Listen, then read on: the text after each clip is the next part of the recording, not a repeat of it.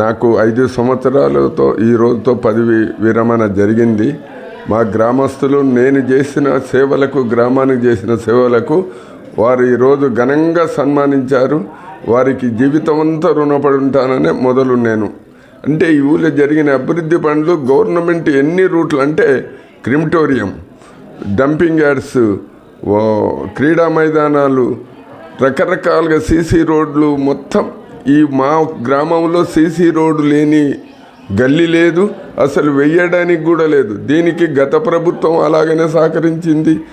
గత ఎమ్మెల్యే కూడా మాకు మంచి కోఆపరేషన్ ఇచ్చే ఈ అభివృద్ధికి సహకరించిండ్రు.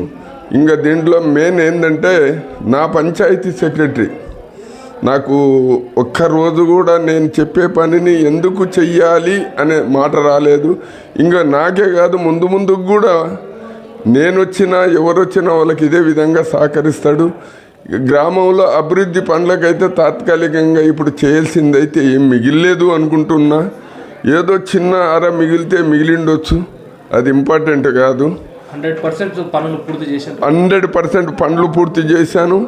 ఇంకొకటి నా ఆఫీషియల్గా కూడా నా ఎంపీడీఓ కానీ, ఎంపీఓ కానీ, ఎంఆర్ఓ కానీ వీళ్ళు ఏది సహకరించి చేయమన్నారో అన్నీ చేశాను. ఫస్ట్ ట్రాక్టర్ కొన్నాం, నెట్ అమౌంట్ ఇచ్చే కొన్నాను.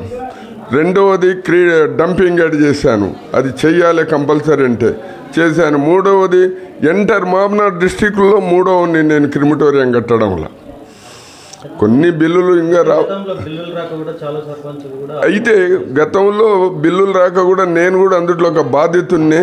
నేను కూడా ఒక రోజు జనరల్ బాడీలు అడిగాను, కానీ నాకు ఇప్పుడైతే ఏం డ్యూలు లేవు.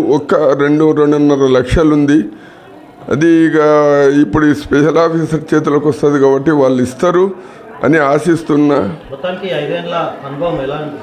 నాకు ఈ ఉన్న 5 ఏళ్ల అనుభవంలో చెప్తున్నా నేను, ఈ పదవులు అనేది ఎవరికి శాశ్వతం, కానీ పదవి అనేది ఒక ముళ్ళ కిరీటం.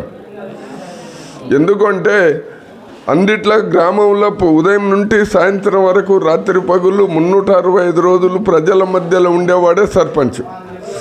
కానీ ఏ రాత్రి ఏ లైట్ పోయినా, ఏ పైపు లీక్ అయినా ముందు సర్పంచ్ గారికి ఫోన్ వస్తుంది. రాత్రి 12 గంటలకు బండుకున్నాడు కదా, జర ఆరాం ఇస్తాము అనే ఆలోచన ఉంది. ఎందుకంటే వాళ్ళకుండే సాధక బాధకం.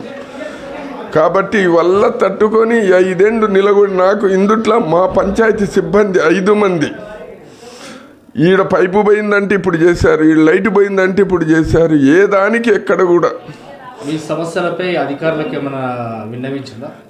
నాకు సమస్యలు రాలేదు, రానిచ్చుకోలేదు, రాలేదు కూడా.